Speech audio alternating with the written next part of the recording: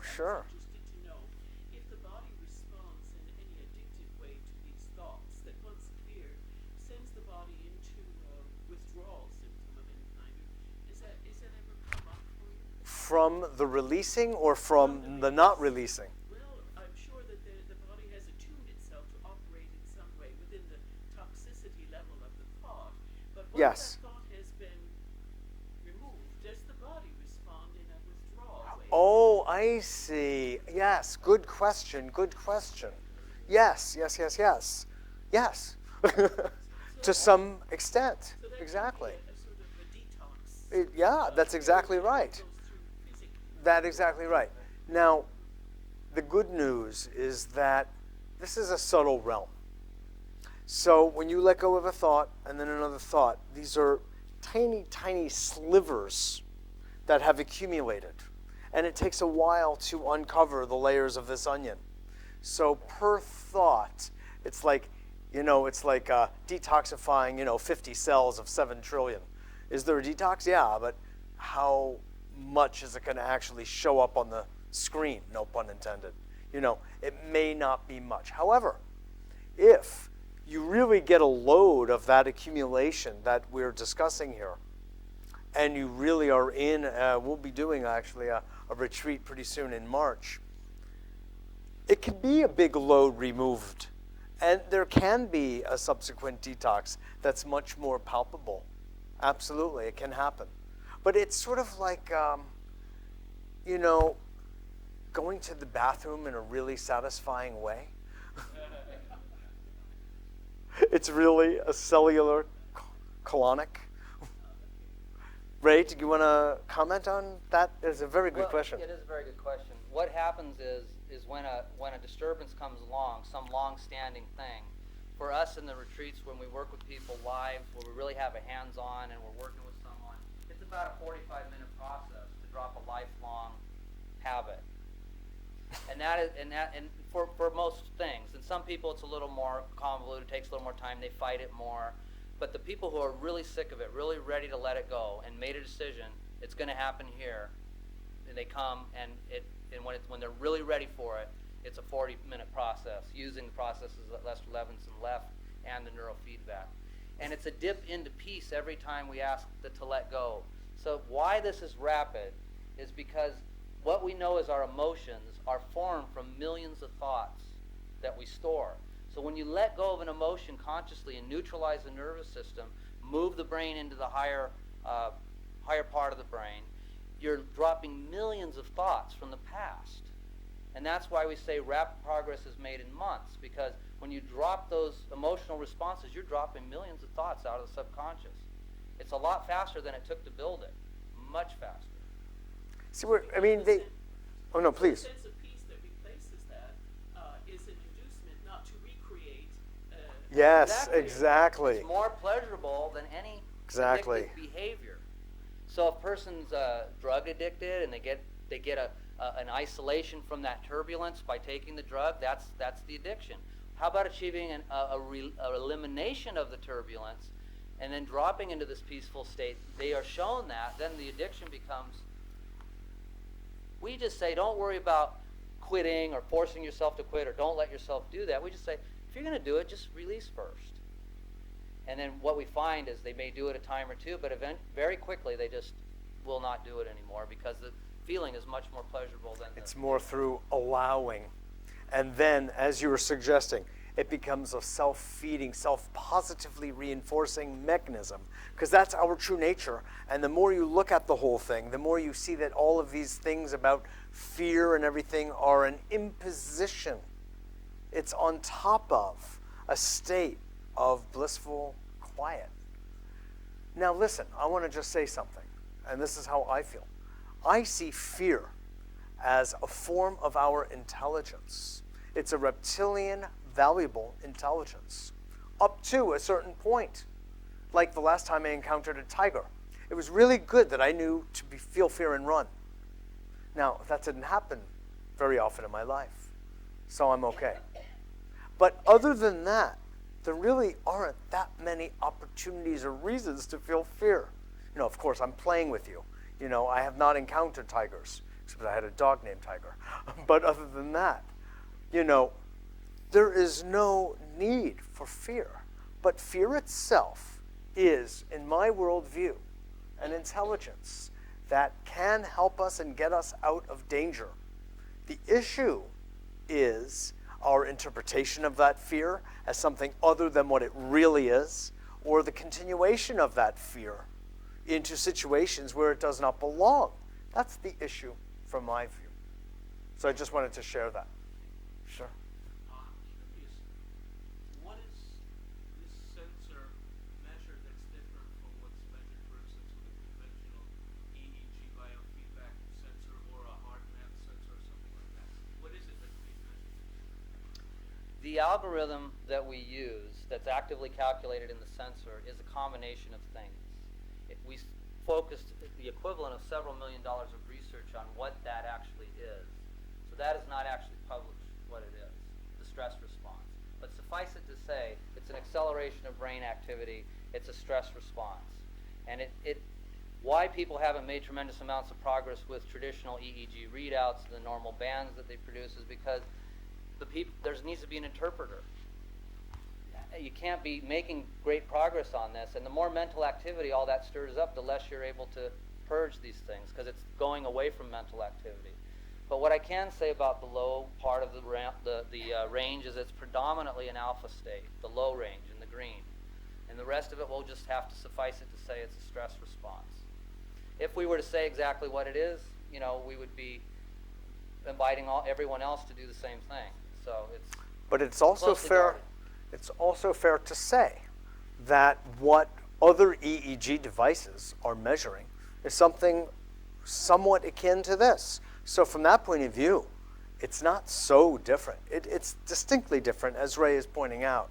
It's importantly different, but it's also largely in common with an EEG device.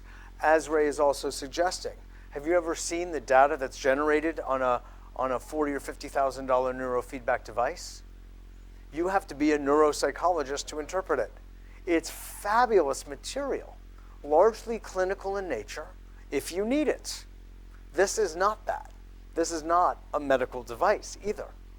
And the breakthrough technology that is represented through this is a dry sensor. There is no need for a gel and electrodes around the head. I've done EEGs. It's a mess, even though I love the material that gets generated in the interpretation, except for the stuff that I don't like about the interpretation. I don't look forward to doing it again because I don't want to really have like Vaseline stuff in my hair. I don't, you know, it's not just vanity, it's just messy and not desirable. And it's not something I would seek to repeat on a daily basis in a very practical way. That's what I'm talking about. This, I look forward to putting on and watching. There is one proviso. Whoever wears these wants to wear them a lot. So consciousness is addictive. So what lowers it, though, is not actually the sensor itself, but the processing you do as you're reading what the sensor is giving you. Is that it? Exactly, that's the nature of a sensor. It's as if I want to go back to California and I've got to drive there. I'd be better off with a GPS than just trying to figure out how to get to California. So it eliminates a lot of detours on the path, and we've all been on a lot of detours. Exactly. It is a positive feedback loop. By letting go, coming to self, that's the game. About heart rate variability, and you mentioned heart math. Wonderful technique. And piece, you know, the item. I have it. It's that the heart rate as a measurement tool is, in a sense, secondary or downstream from the brain. All of this is happening in the brain first blush. So why not go there for the information back? When it gets to the level of heart function and measuring that, you're already one removed. Is it a good and valuable device? Absolutely. I love the Heart Math Institute and the work that they generate. Yes, Art. My question is simply a follow-up to Monty's question, second question, and that is,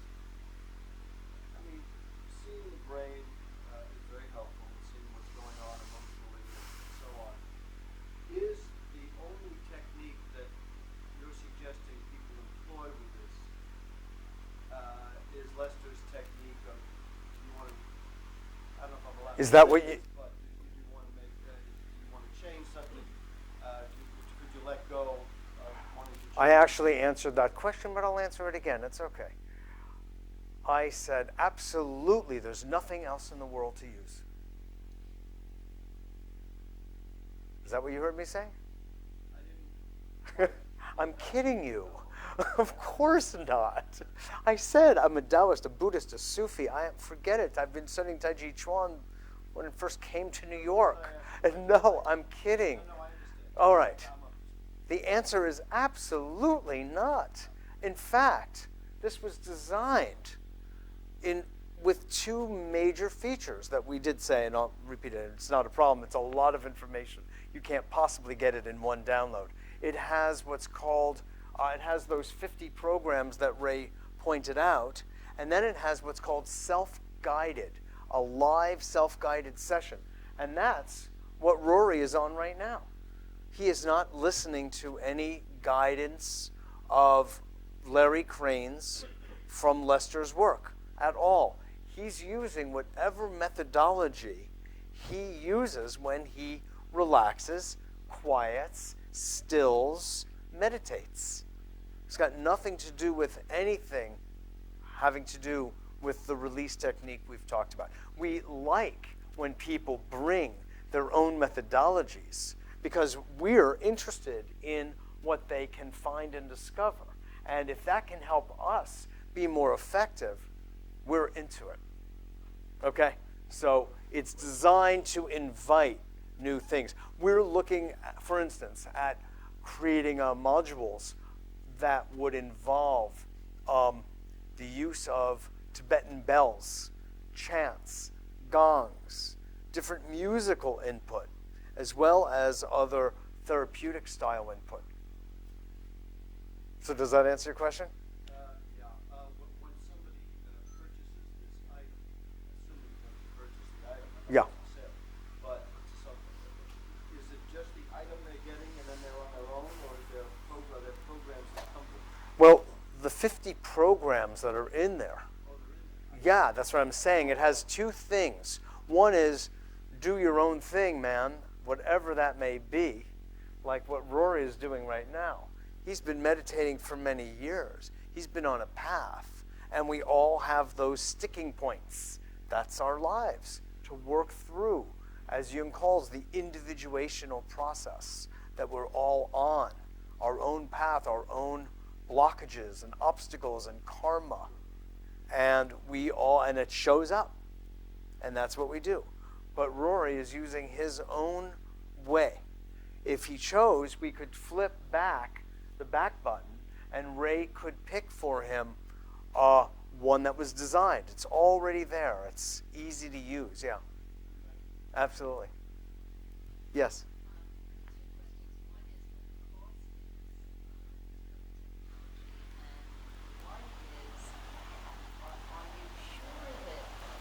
In other words, two cells, as we talk about, affect each other very, very deeply.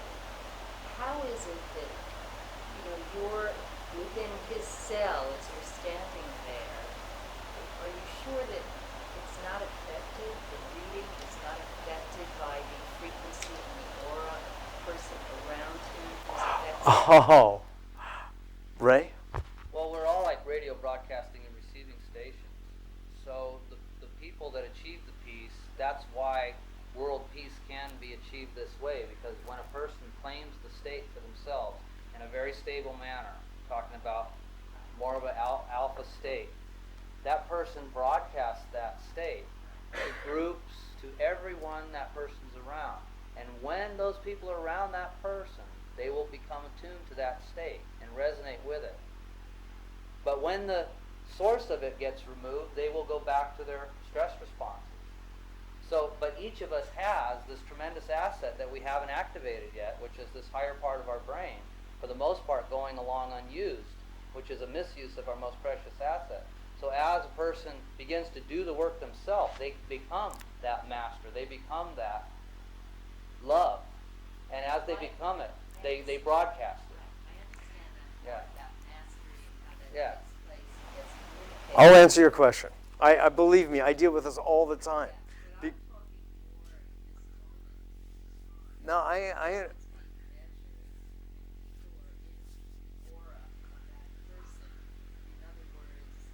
you know, I Whose issues are you looking at if you're maybe looking at that person? That's all. I just want to no, I totally get it. zero effect. Believe no, absolutely not. Not zero at all.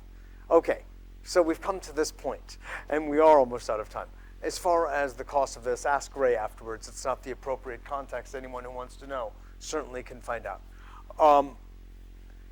But to answer your question, we are not people.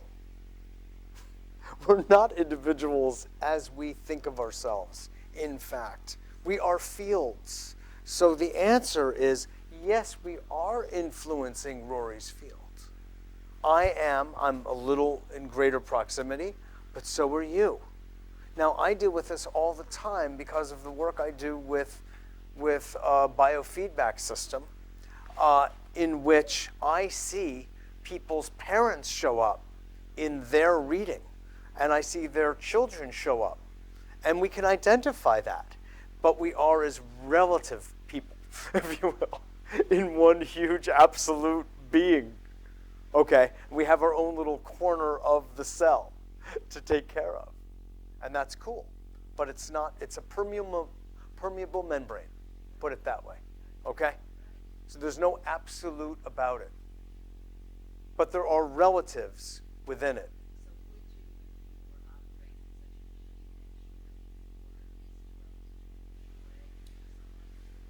Why? I mean, why not spread it from the get-go? I mean, it's like, what are you looking to ultimately achieve? It's not like it's interfering. It's like,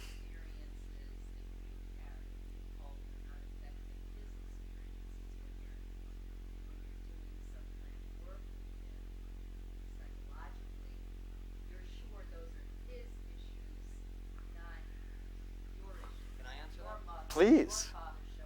Right. Okay. Yes, right.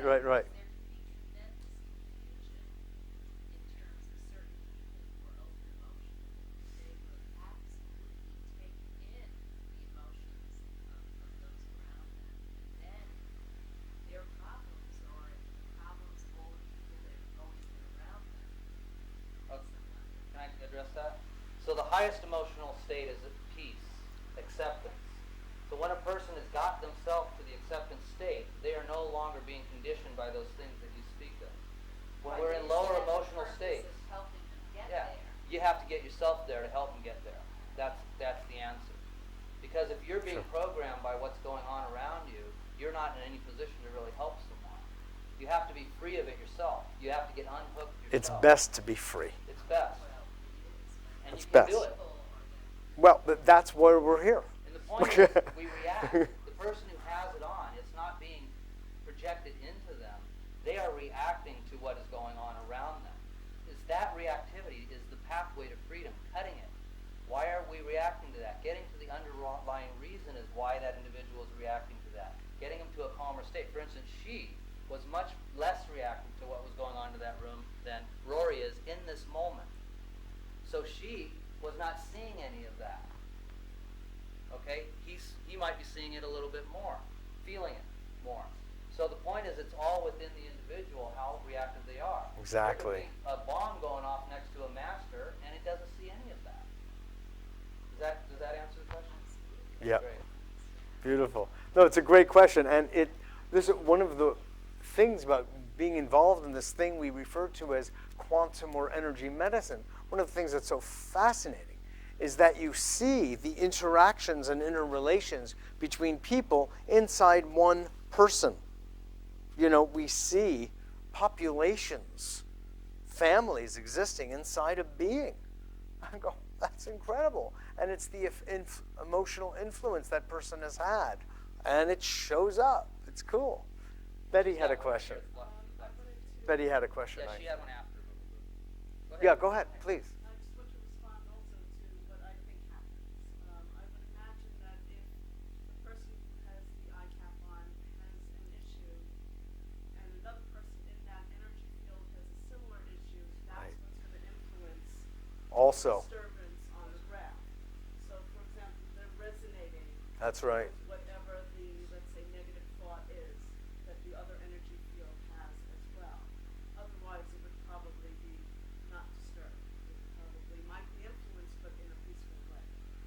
Or in a different So way. like attracts alike, so, you know, if That's you have right. a thought that's disturbing and another person's energy field has it, that's probably what's going to cause the disturbance.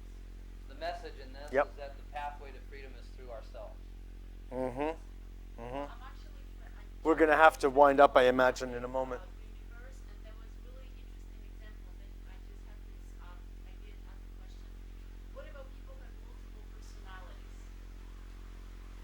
Don't we all have multiple personalities? What about people being tested on this when they have multiple personalities? How do you, there are Why are you asking the question? because, well, what do you then, which personality do you test then? Like, how is Whoever shows up at the moment you put it on. which one do you really solve this problem? We solve one at a time. Well, there are people who, in this book says they have about 100 personalities. Yes. And it's very interesting because people who know they have multiple personalities, they use one to meditate for 24 hours. Right. So that's why physically they're very healthy and young because one of the personalities is in a constant duty. So then how do you know which one do you test? They don't know themselves because it switches without the control really. But, you know, this is, This is out of curiosity. I mean, sure, curiosity. it's a fine question. It's just, there's so much ambiguity in what we refer to as multiple personalities from a DSM-4 point of view, i.e.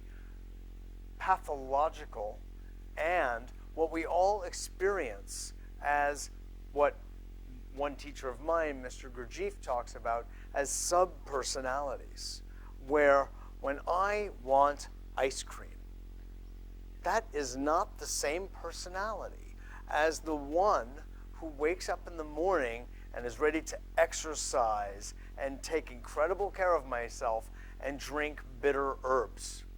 It's not the same personality, but they're all housed here. So what? They are all housed here in this psyche, in this mind body. And one behaves one way at one time and another the opposite. Sometimes I'm celibate. Sometimes I'm monogamous. And sometimes I want to be, okay? Now, it's all housed here. And I am speaking for myself only. So when we talk about multiple personalities, we all have and are the umbrella, if you will, for sub-personalities. And so whatever shows up at the moment and whatever issue is being called forth through the various programs is going to be the one that's going to be getting healed. And if you keep going diligently, you will reach all of us. Ray? Say that's perfect. Okay. Anyway, this has been such a gift. I so appreciate all of your attention to this subject. And it is our prayer, Ray's and mine, and I know everyone in this room, that these words can reverberate in the field of the United Nations so that even a droplet of what we've had to share here today can go towards some level of greater peace, both in the larger spiritual sense and the practical. So if you want more information, you can go to abetterworld.net. I'd recommend you get on the newsletter anyway, because we have classes in total biology, and we have workshops, and we have newsletters and radio and TV stuff that's just lots of fun, and it's all of this ilk of shifting the consciousness of the world in the domains of business, of health, of healing, and world peace. So thanks so much for coming and sharing your time.